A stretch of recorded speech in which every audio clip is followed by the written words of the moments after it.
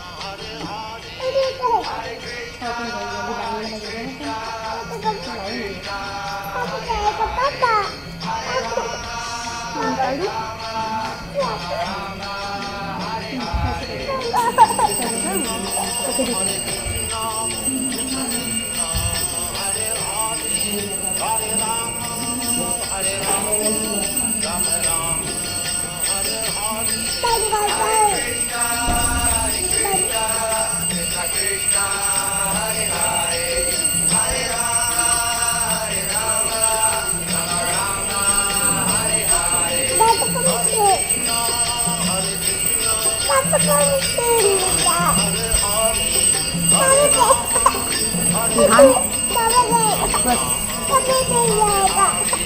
देखो हमें तो पहले हाथ पहले नमस्ते पहले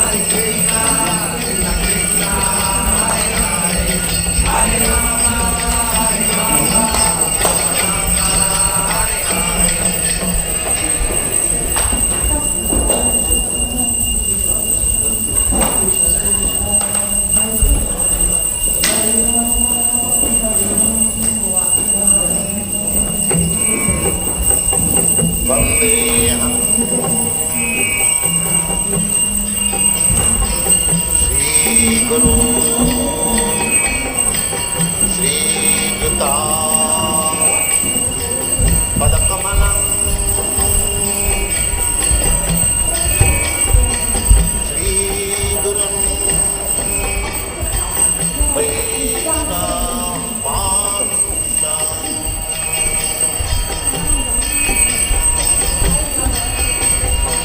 Sri Rupam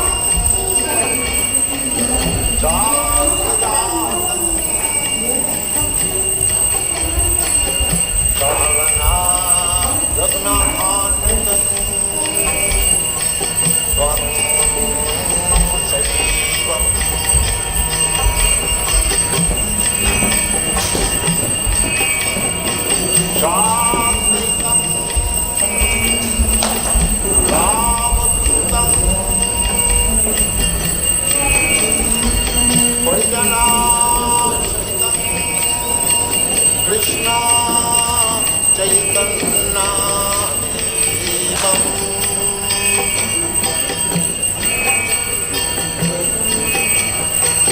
Sri Radha Krishna Padam Sagana Danta Sri Vishakhantam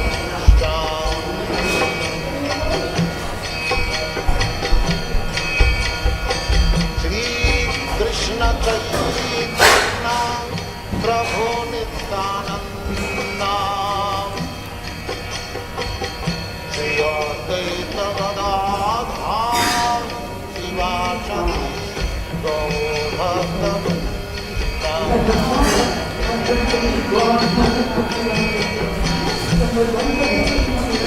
Sri Krishna Chaitanya Prabhu Nityananda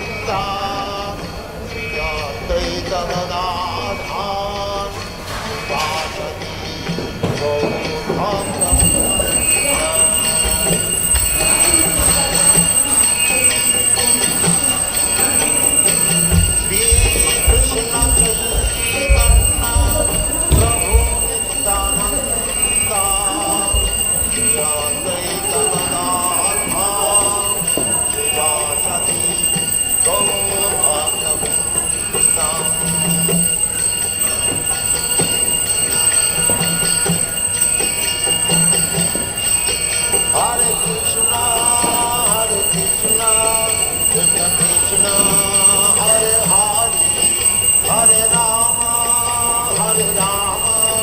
Rama Rama, Hare Hare. Hare Krishna, Krishna Krishna, Hare Hare, Hare Rama, Rama Rama, Hare Hare.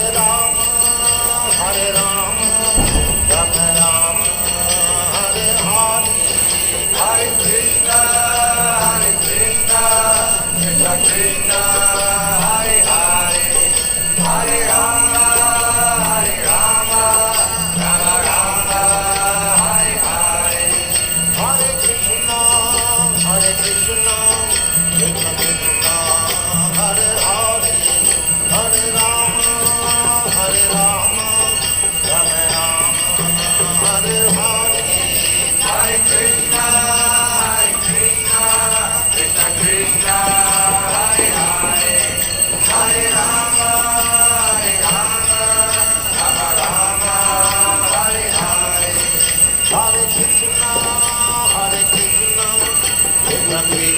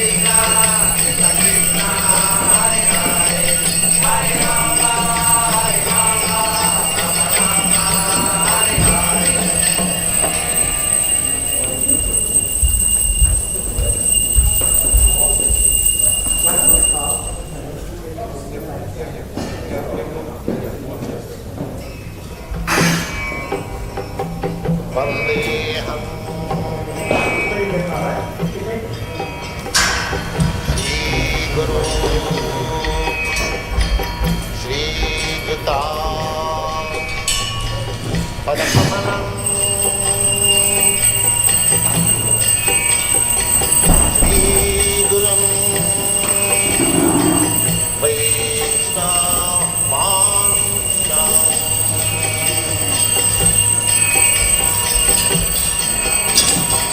Sri Rupam Sagrajanam Savana Ragnahantam Vam Sajivam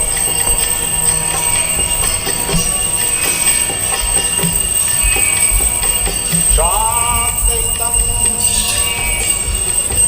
Savadhutam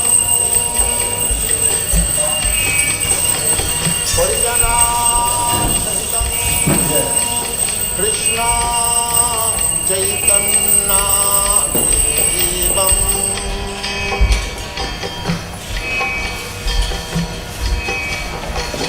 Sri Radha Krishna Padam Savana Lalita Sri Vishakhanamshta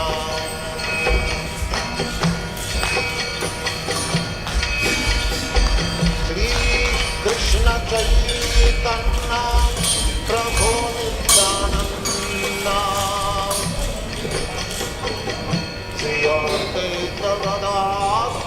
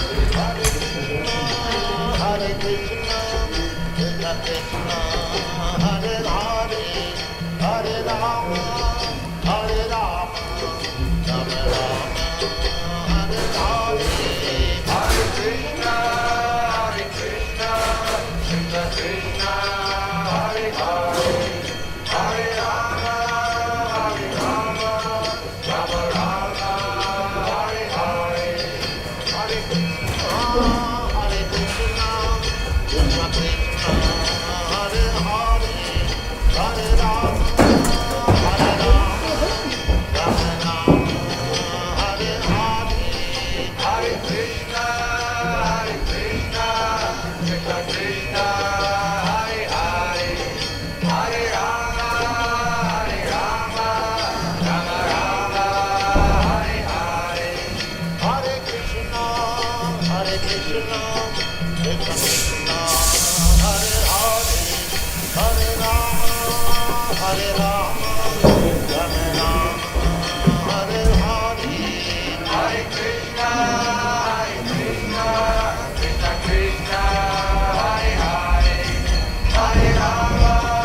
Rama,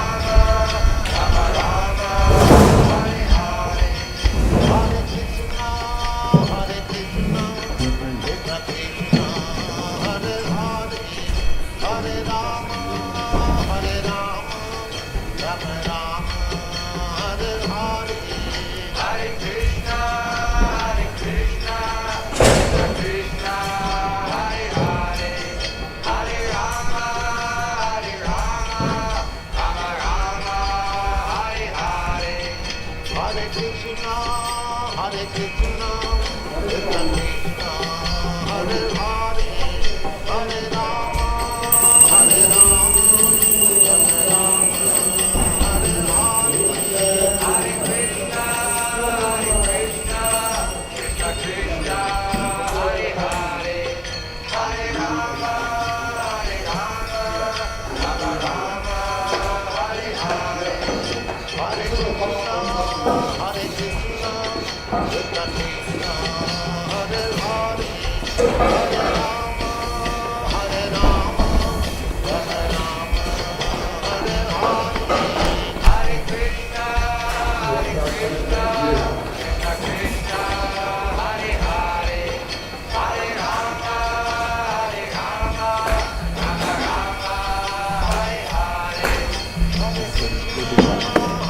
Sorry? I don't know. Not yet. I'm just sleeping up.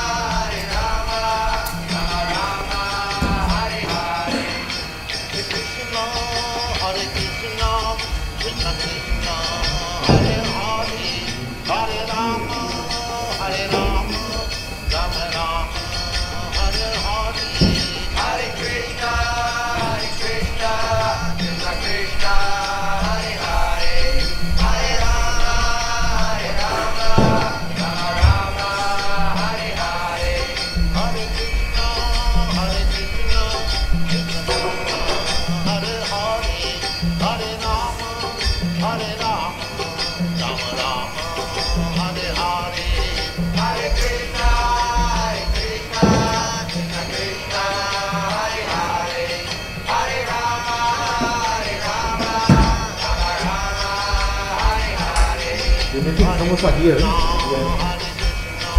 Krishna Krishna, Hare Hare, Hare Rama, Hare Rama, Rama Rama, Hare Hare, Hare Krishna, Hare Krishna, Krishna Krishna, Hare Hare, Hare Rama, Hare Rama, Rama Rama, Hare Hare, Hare Krishna, Hare Krishna, Krishna Krishna, Hare Hare, Hare Rama, Hare Rama, Rama Rama, Hare Hare, Hare Krishna, Krishna Krishna, Hare Hare, Hare Rama, Hare Rama, Rama Rama, Hare Hare, Hare Krishna, Krishna Krishna, Hare Hare, Hare Rama, Hare Rama, Rama Rama, Hare Hare, Hare Krishna, Krishna Krishna, Hare Hare, Hare Rama, Hare Rama, Rama Rama, Hare Hare, Hare Krishna, Krishna Krishna, Hare Hare, Hare Rama, Hare Rama, Rama Rama, Hare Hare, Hare Krishna, Krishna Krishna, Hare Hare, Hare Rama, Hare Rama, Rama Rama, Hare Hare, Hare Krishna, Krishna Krishna, Hare Hare, Hare Rama, Hare Rama, Rama Rama, Hare Hare, Hare Krishna, Krishna Krishna, Hare Hare, Hare Rama, Hare Rama, Rama Rama, Hare Hare, Hare Krishna, Krishna Krishna, Hare Hare, Hare Rama, Hare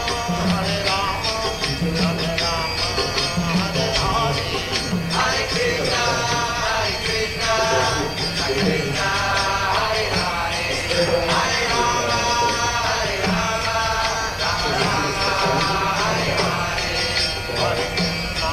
Hare Krishna, Krishna Krishna, Hare Hare, Hare Rama, Hare Rama, Rama Rama, Hare Hare, Hare Krishna, Krishna Krishna, Hare Hare, Hare Rama, Hare Rama, Rama Rama, Hare Hare, Hare Krishna,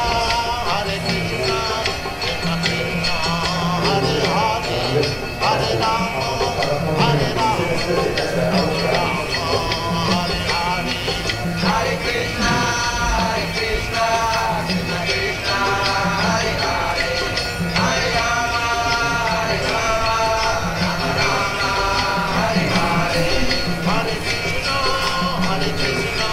Krishna Krishna, Hare Hare, Hare Rama, Hare Rama,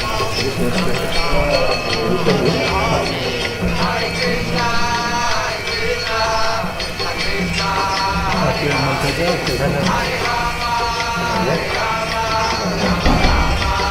Krishna Krishna, Hare Hare, Hare Rama, Hare Rama, Rama Rama, Hare Hare, Hare Krishna, Krishna Krishna, Hare Hare, Hare Rama, Hare Rama, Rama Rama, Hare Hare, Hare Krishna, Krishna Krishna, Hare Hare, Hare Rama, Hare Rama, Rama Rama, Hare Hare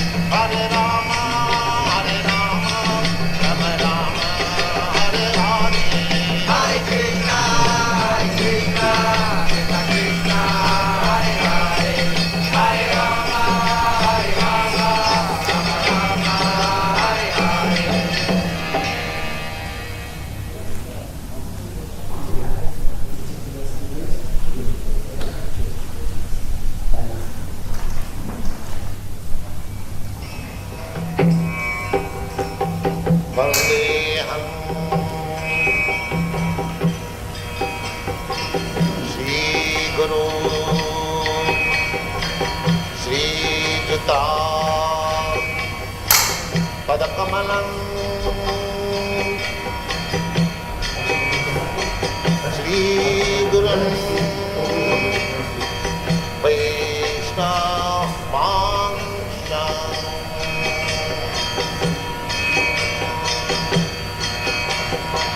Sri Rupam Sagrajatam Sarana Raghunathantam Vam Sadivam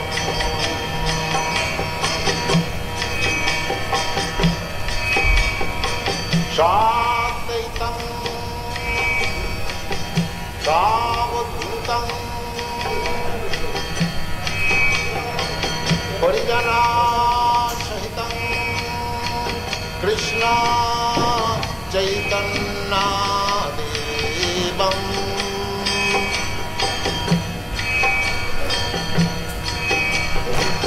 Sri Radha Krishna Padam Sadhana Dalita Sri Vishakha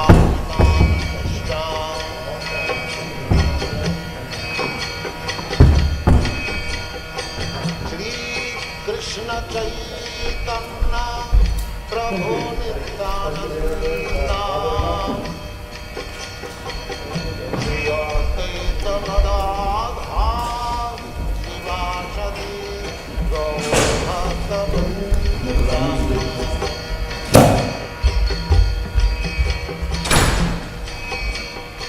Sri Krishna Chaitanya Prabhu Nityananda Sri Advaita Gadadhara Srivasadi Gaurabhakta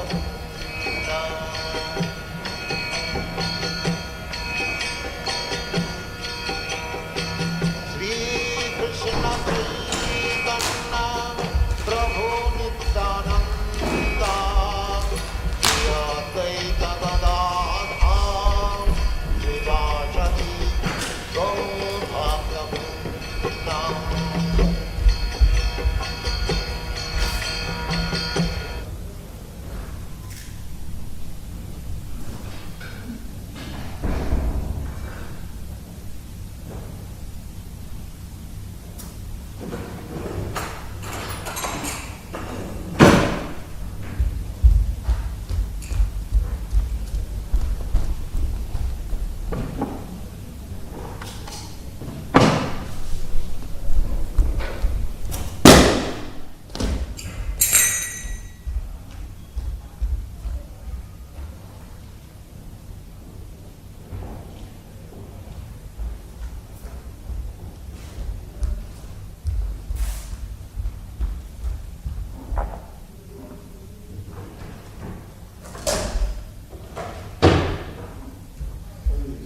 I know, because they take forever, you know.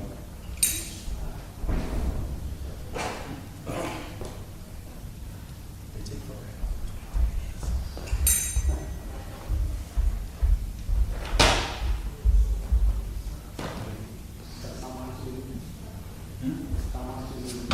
Yeah, Sam Austin, yeah.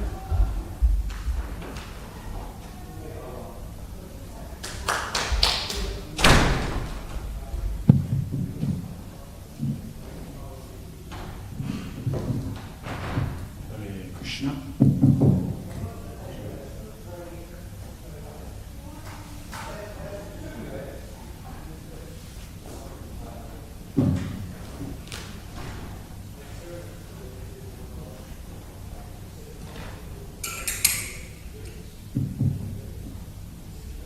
Jaya Radha Madhava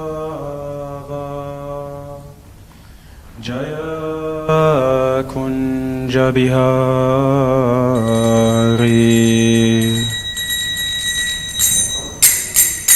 Jaya Radha Madhava Jaya Kunja Bihari Jaya Radha Madhava Kunja Bihari Jaya Gopi Jana Vallabha Girivanadari Yashodanandana Brajajana Ranjana Yamunatiravanachari Jaya Radha Madhava Kunja Bihari Jaya Gopi Jana Vallabha Girivanadari Yashodanandana Brajajana Ranjana Yamunatiravanachari Hare Krishna, Krishna Krishna, Hare Hare, Hare Rama, Rama Rama, Hare Hare, Hare Krishna, Krishna Krishna, Hare Hare, Hare Rama, Rama Rama, Hare Hare, Hare Krishna, Krishna Krishna, Hare Hare, Hare Rama, Rama Rama, Hare Hare, Jaya Radha Gokula Nanda, Radha Gokula Nanda, Radha Gokula Nanda, Shri Radhe. Jaya Sita Ram Lakshman Hanuman, Jaya Sita Ram Lakshman Hanuman, Jaya Gauranitai, Jaya Gauranitai, Jaya Jaya Prabhupada, Jaya Srila Prabhupada.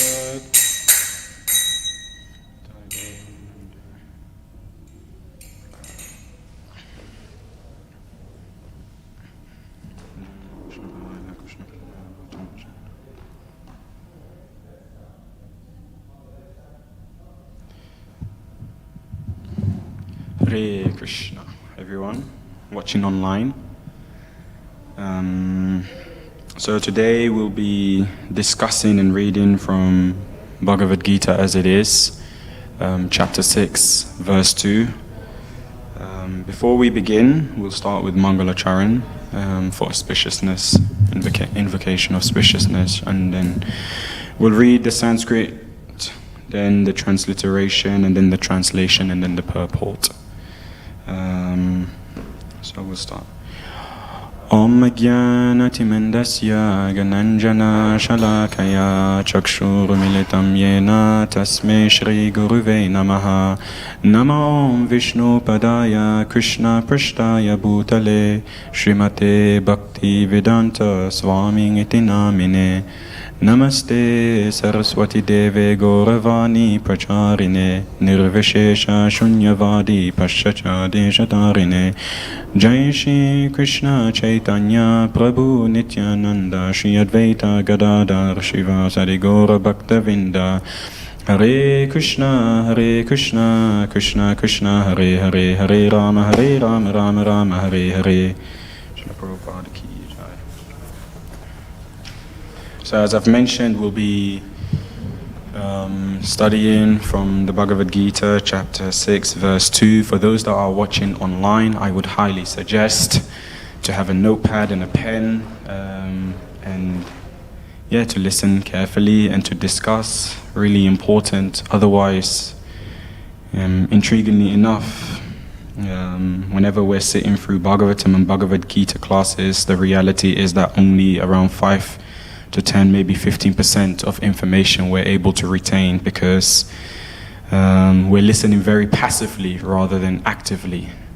So through regular discussions, through writing notes, through discussing what stands out for you, through having satsanga, we're able to retain more of the nectarian ocean of Bhagavad Gita. So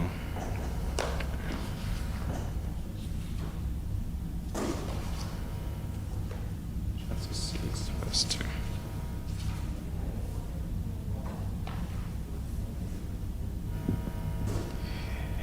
Yam sanyasam iti prahur Yam Samiti Prahu yogam tam vidi pandava Gatam Vidi Pandava nahi asanyasta sankalpo Nahiya Sankalpo yogi bhavati kashchana. Yogi Bhavi Kasanaha Yam sanyasam iti prahu Yam Sanya Samiti Prahu yogam tam vidi pandava Yogatam Vidi Pandava nahi asanyasta sankalpo yogi bhavati kashchana. Yam sanyasam iti prahu Sanya Samiti Prahu yogam tam vidi pandava Yogatam Vidi Pandava nahi asanyasta sankalpo Yogi Sankalpo yogi bhavati kashchana. Yogi Bhavi Kasanaha Yam Sanya Samiti Prahu Yogatam Vidi Pandava Nahi Anya Dhyasi Sankalpo Yogi Bhavati Kanchanaha Yam sanyasam iti bahu Yam Sanya Samiti Prahu yogam tam vidi pandava Yogatam Vidi Pandava nahi asanyasta sankalpo Nahi Asya Sankalpo yogi bhavati kashchana. Yogi Bhavati Kasanaha Transliteration by His Divine Grace A.C. Bhaktivedanta Swami Srila Prabhupada ki. Yam, Yam what? What Sanyasam, Sanyasam renunciation. Renunciation Iti, Iti thus. Thus Prahu, Prahu they say. They say Yogam, Yogam linking with the Supreme. Linking with the Supreme Tam, Tam that. That Vidi, Vidi you must know. You must know Pandava, Pandava O son of Pandu. O son of Pandava Na, Na never. Never He, He certainly. Certainly Asanyasta, Anya Sanyasta without giving up. Without giving up Sankalpa, Sankalpaha desire for self-satisfaction. Desire for self-satisfaction Yogi, Yogi a mystic transcendentalist. Mystic Transcendentalist Bhavati, Bhavati become. Become Kashchana, Kashchana anyone. Anyone Translation. What is called renunciation you should know to be the same as yoga, or linking oneself with the Supreme. O son of Pandu, for one can never become a yogi unless he renounces the desire for sense gratification. Purport. Real sannyasa yoga or bhakti means that one should know his constitutional position as the living entity and act accordingly. The living entity has no separate independent identity. He is the marginal energy of the Supreme. When he is entrapped by material energy, he is conditioned, and when he is Krishna conscious or aware of the spiritual energy, then he is his real identity. Then he is in his real and natural state of life. Therefore, when one is in complete knowledge, one seizes all material sense gratification or renounces all kind of sense gratificatory activities. This is practiced by the yogis who restrain the senses from material attachment, but a person in Krishna consciousness has no opportunity to engage his senses in anything which is not for the purpose of Krishna. Therefore, a Krishna conscious person is simultaneously a sannyasi and a yogi. The purpose of knowledge and of restraining the senses as prescribed in Gyan and Yoga processes is automatically served in Krishna consciousness. If one is unable to give up the activities of his selfish nature, then Gyan and Yoga are of no avail. The real aim is for a living entity to give up all selfish satisfaction and to be prepared to satisfy the Supreme. A Krishna-conscious person has no desire for any kind of self-enjoyment. He is always engaged for the enjoyment of the Supreme. One who has no information of the Supreme must therefore be engaged in self-satisfaction, because no one can stand on the platform of inactivity. All purposes are perfectly served by the practice of Krishna consciousness. Once again, translation. What is called renunciation you should know to be the same as yoga, or linking oneself with the Supreme. O son of Pandu, for one can never become a yogi unless he renounces the desire for sense gratification.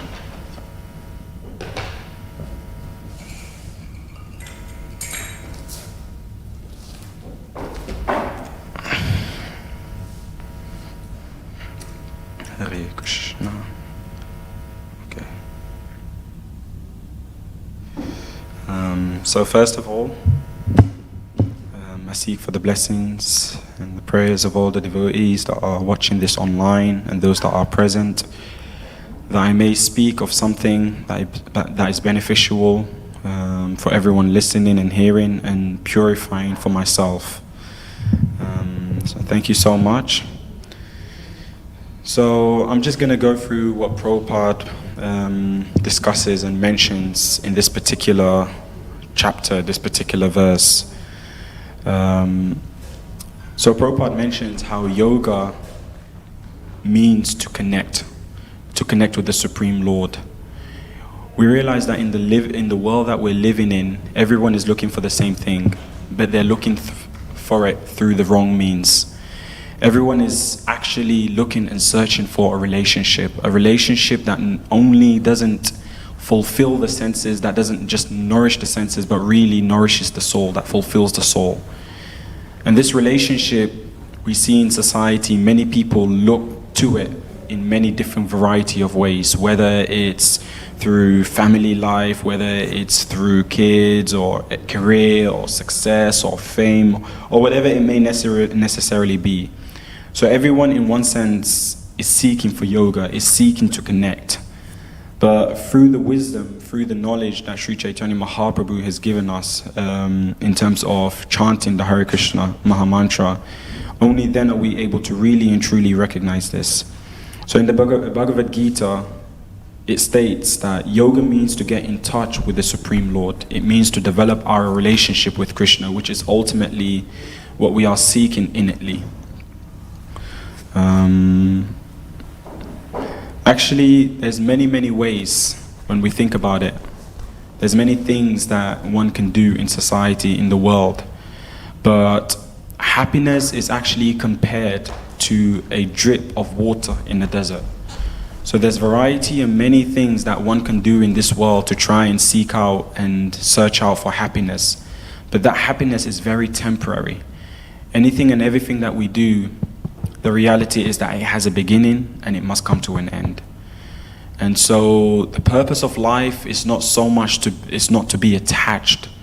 The only thing that we should seek out and search out to be attached to is the Supreme Lord, the process of Bhakti Yoga, Krishna consciousness. And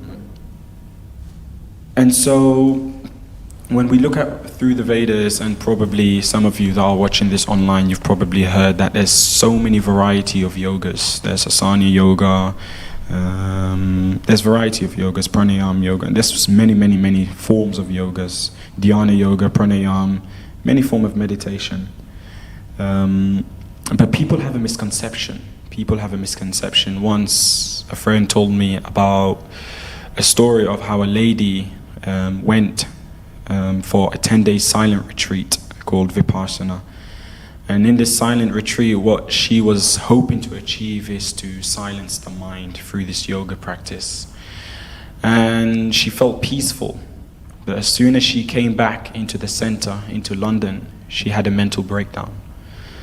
So it just shows that there are many forms of yoga practices, but they're all very difficult to achieve, because of our propensity to make mistakes, because of our propensity to be illusioned, because of our propensity to cheat others, not just cheat others, even cheat ourselves.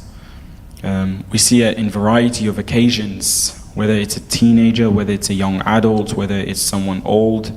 Everyone has this propensity to cheat. Everyone has this propensity to look and search out for the easy way to achieve enlightenment, to achieve happiness, to achieve fulfillment. So we all have that propensity. And lastly, we all have imperfect senses. We have that propensity, we have imperfect senses, so we do make a mistake. And that's why that the process of bhakti yoga over all other forms of yoga is really important, because it becomes our indicator, that indication that we are developing a relationship with the Supreme Lord. So Prabhupada mentions how that the culmination of all kind of yoga practices lies in bhakti yoga. All other yogas are but means to come to the point of bhakti yoga in bhakti yoga. So the point making is that sometimes one may be asked, I follow this and this spiritual route, I follow this religion or this faith or that faith. And the reality is that ultimately, if we follow through it sincerely and we follow through it earnestly and we follow this scriptural injunction, yes, sooner than later we'll get to that stage of bhakti yoga. But the question really is, how fast do you want to go there, or how slow do you want to get there? And one of the things that we've got to realize that is in this material world, we live for a very short period of time. And so therefore, Sri Chaitanya Mahaprabhu, even with our propensity to try and turn away our face from the solution of getting out of this material suffering that we're in, this birth, old age, disease, he's given us the greatest solution, the easiest solution, the simplest solution for self-realization, which is to chant. So it's really a matter and a question of which way do you really want to go? Which way do we want to go?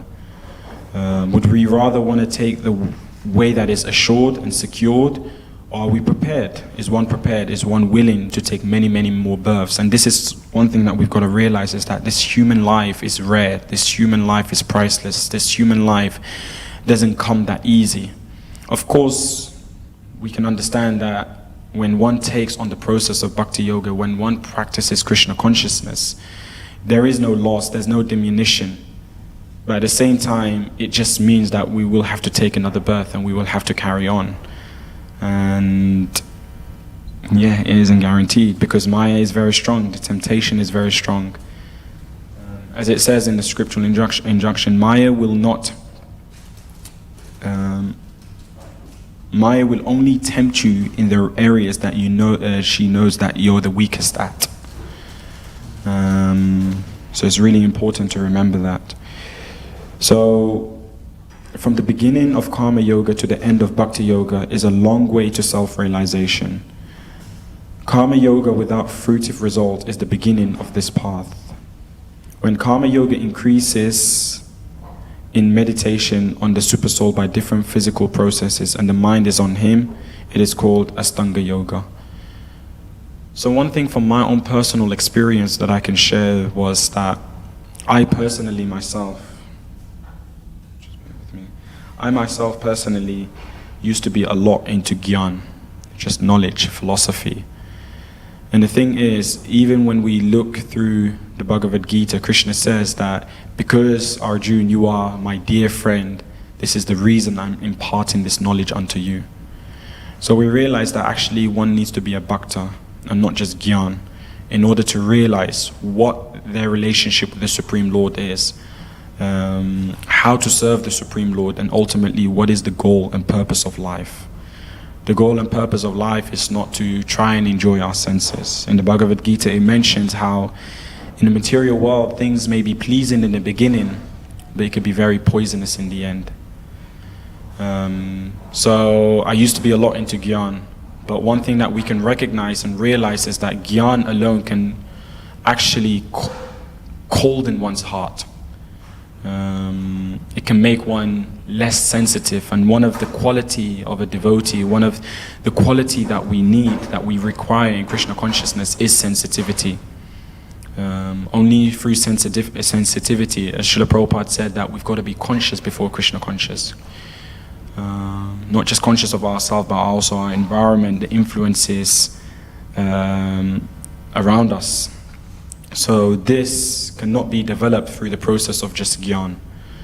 It can make us very stone-hearted, and it can only make us consider about our own advancement, our own spiritual welfare. But as Vyasadeva Dutt clearly presented to us, that it's not so much about just our advancement. Even Prahlad Maharaj, it's not just so much about me wanting to return back home, back to Godhead, but rather how can I serve the devotees, how can I serve the Vaishnavas, which only stems from the process of Bhakti Yoga. On the other hand, we have Karma Yoga. This is something else that I'm very familiar with, because for a very long time I was working tirelessly hard, trying to achieve enlightenment, trying to understand the Lord. But through the process of karma, all that it does is that we just develop more and more reactions, sinful reactions.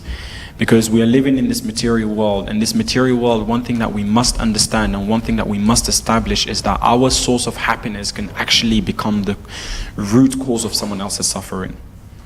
When you think about it, the child that goes with his parent or her parent to the shop to buy a beef, and that child may be enjoying it, but an animal is suffering. So, another thing that is raised a lot nowadays is climate change, global warming. But this is the result of the convenience life that we're living, which is causing inconvenience for humanity, for the world around us. And yes, as a devotees,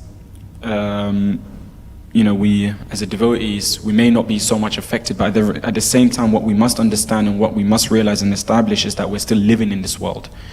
We're living in this world with the karmis, we're living in this world with the gyanis, we're living in this world with many people that are not really believers of Krishna.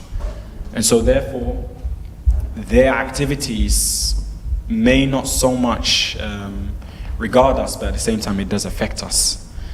The consequences of what's going on in this world, to some degree, also affects us.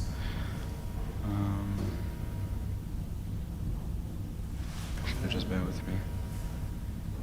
So the culmination, factuality, Bhakti Yoga is the ultimate goal. But to analyze Bhakti Yoga minutely, one has to understand these other yogas. The yogi who is progressive is therefore on the true path of eternal good fortune. One who sticks to a particular point and does not make further progress is called by the particular name Karma Yogi, Jnana Yogi, or Dhyana Yogi, or Raja Yogi, or Hatha Yogi.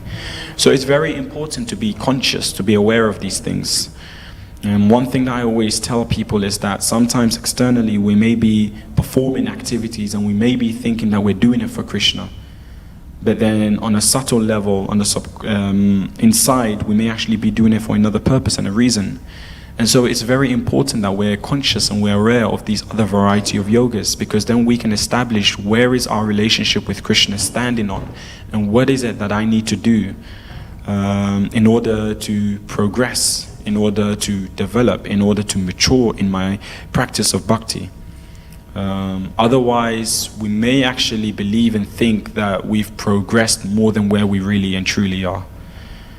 So it's very important to actually have this understanding. The quality in Krishna consciousness, questioning is very necessary, because the quality of our question determines the quality of our practice in Krishna consciousness, the quality of our bhakti. Otherwise, we become autopilot. We practice this process, and yes, to some degree we gain benefit, but not the full benefit, which comes through the process of being conscious, which comes through the process of being active, rather than mentally inactive and externally we're performing a lot of activities.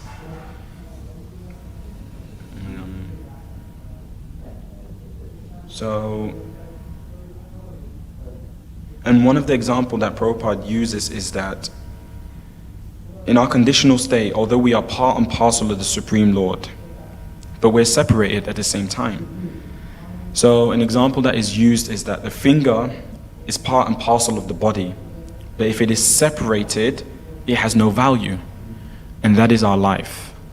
Our life is that we may think that we have gained value through the career, through the status, through the position, through the sort of lifestyle that we've created for ourselves, but without having Krishna in the picture, without having Krishna in the center of our life, then none of it holds any value. None of it holds any value. As we know that in this world we have come nothing but with our karma, and we leave with nothing but what karma we've also cultivated and we've incurred. So that process of centering Krishna around our life is very valuable, is very necessary.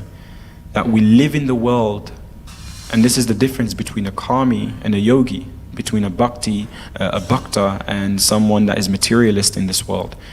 That a bhakta is someone that, sometimes we think that I have to live in a temple to be spiritual, I have to be living in a temple to be a bhakta, but you can live outside, you can go to your office, you can be at the house looking after the kids, but what it is that it's in the intention, the motivation, the drive behind why we do what we do. So you can be out there in the world performing your activities and performing your duties, but knowing that it's ultimately for the pleasure of the Supreme Lord. But at the same time, you could be in here or even out there, and you could be doing devotional service. And again, like I said, there is some benefit to it, but because you may want some adoration, you may want some prestige, you may want some popularity. And so this is something that we must recognize and realize, that even when one becomes advanced devotee, even as one is going through the purification, one of the last anarthas that we see in ourselves, if we're very honest with ourselves, is that we still want some recognition. We still want some position, we still want some adoration, we still want some admiration. So we must recognize that. And through recognizing that, only then are we able to tackle that. And so what it is that in the material world we're taught a lot about dealing with the symptoms of the diseases that we experience sometimes. So, you may be going through a certain disease and you may be given chemotherapy or tablets or some medicine. But the process of Krishna consciousness or the process of Bhakti Yoga is really to deal with the root of what is going on in one's life, what is going on in one's desire, to deal with the root. And only when the root is weeded out, only then can we actually start making more and more advancement. So we're not so much about just dealing with the symptoms, but really understanding what is the root of why I'm suffering, what is the root of why I'm here, and how can I overcome that? And we know that that is through the process of devotional service, the process of surrendering. It's interesting, sometimes we can be in Krishna consciousness in one foot, and in another foot we want to be in the material world. We want to enjoy in the material world. So we haven't entirely and completely surrendered to the process of Krishna consciousness. Somehow we feel and believe that there is still some hope. It's interesting, sometimes we look at other people and we see that they're suffering in this material world, but we think it's different for us somehow or another. We think that somehow or another we're unique, we're special, we can achieve what no one has achieved. But this is the false illusion of Maya. Maya makes us think and believe that there is still some chance for me because I'm different. But these are all just roots. These are all just symptoms of wanting to enjoy separate from Krishna. So similarly, we at the present moment in the conditioned state of material existence, we are separate from Krishna. Therefore, we are so much reluctant to speak about Krishna. Because we're separate from Krishna, because we're in this material world, because we want to enjoy, at the same time we're very reluctant sometimes to open Bhagavatam. And we think it's not practical to open Bhagavad Gita. We think it's not practical. It's not relevant in my life today, in the struggles and the challenges that I'm going through today. But this is where it all stems from. This is where it all stems from, that we're living in a world of illusion, we're living in a world of lie. But we tell ourselves that lie long enough, it becomes a truth. And we continue believing that truth long enough, it becomes a culture that I have the solutions, I have the answers, I know what it is that I need to do, rather than surrendering to the process, rather than inquiring submissively, even when we question the Guru, even when we read Bhagavatam, even when we read Bhagavad Gita, not do we question in the mood of surrender, of inquiring, of wanting to find the truth. but we question in the mood of that I know what is right and everyone else don't. I'm here to educate everyone. I'm here to help everyone. But we must realize that we are also in the same boat. We are also in the same situation. We're all going through suffering. So we must learn to inquire in that mood of submissiveness, in that mood of wanting to learn, in that mood of wanting to overcome, to be able to swim through the ocean of material suffering, to be able to climb on the boat that Srila Prabhupada, that Sri Chaitanya Mahaprabhu, that Krishna himself has delivered and sent us.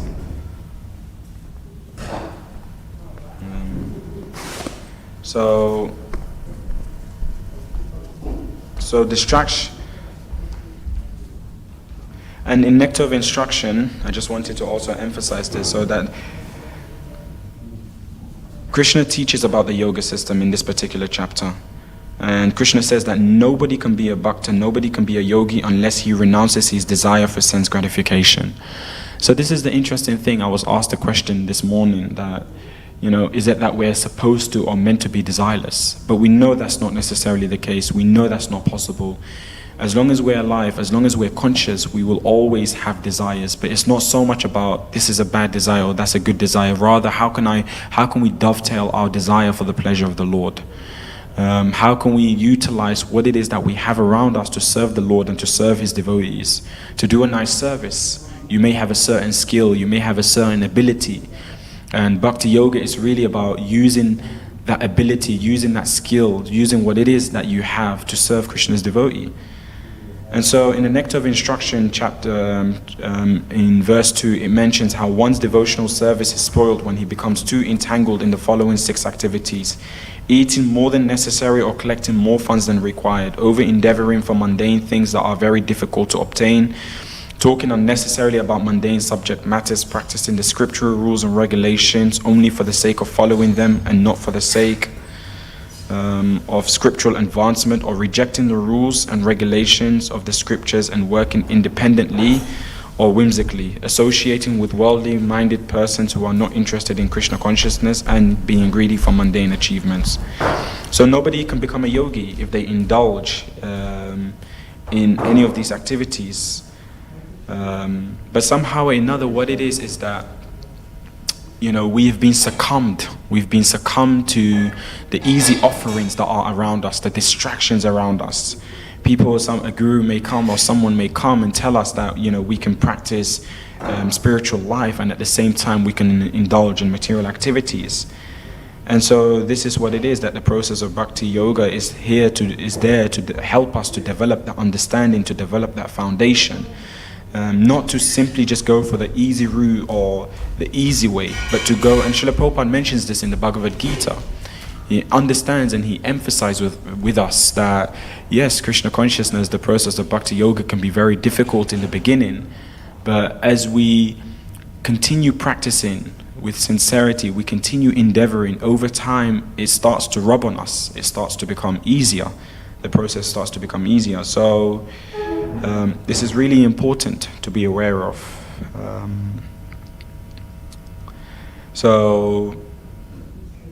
In hindsight, this is why Bhakti Yoga is really important. Only through the process of Bhakti Yoga can we really understand Krishna, can we really understand what our relationship with Him is, which is ultimately what we're all looking for.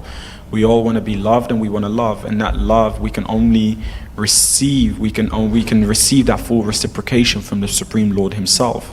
So only then can we really understand this, only then can we understand that the process is Krishna consciousness, and only then can we understand the goal of our life, the purpose of our life, which ultimately everyone is inquiring about.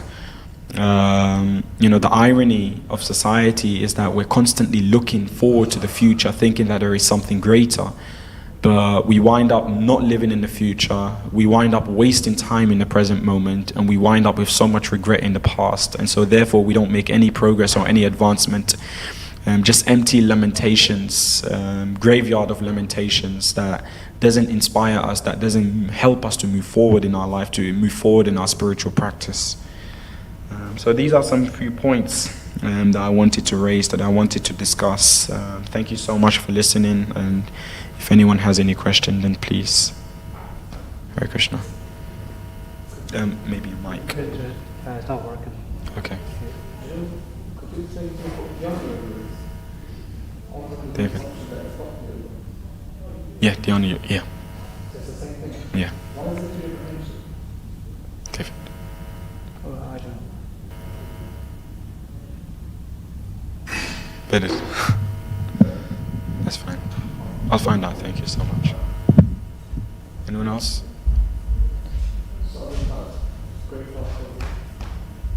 David, do you have any question? How do we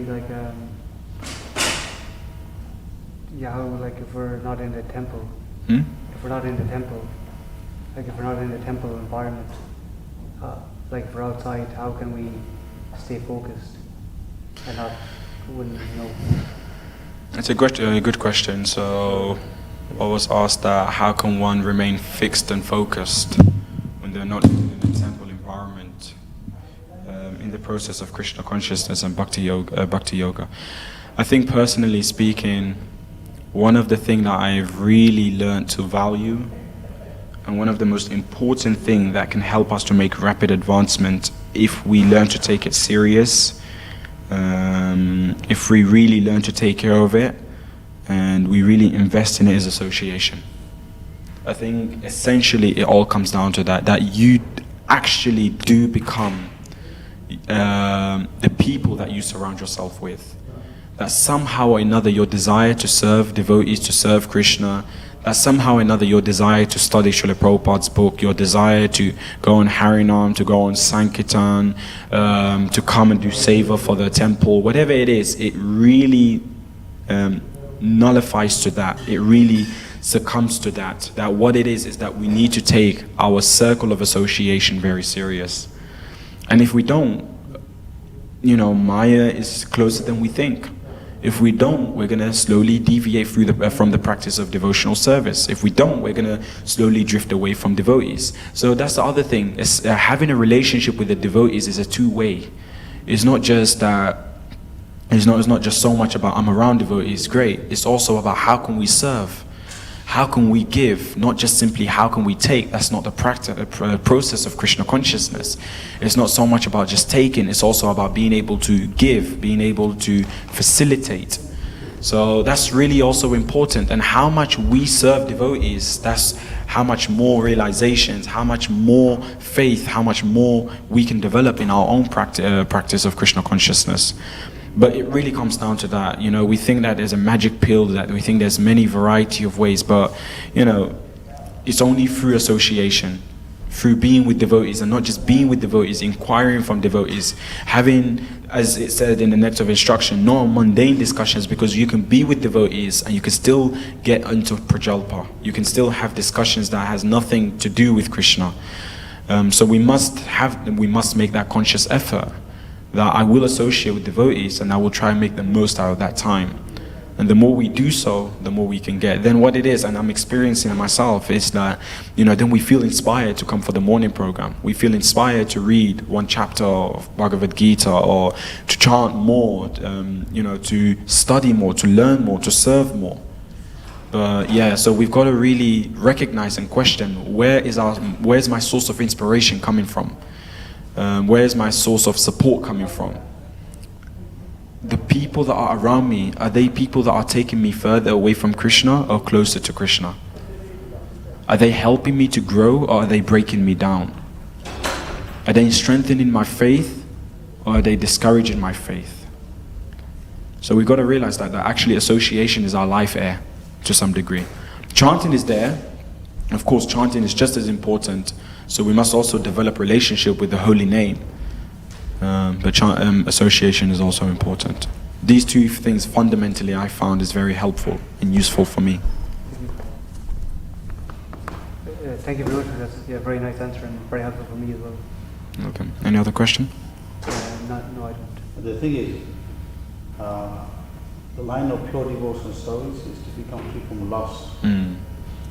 So by serving those who are free from lust, you become free from lust. Precisely. We develop those qualities of the saintly people. Yeah, so we have to aspire to serve those who are pure in their practices, then Yeah. you become pure like Precisely. Thank you so much. Hare Krishna. Srila Prabhupada ki jai. Srila Prabhupada. Bhakti Mohan Prabhu ki jai.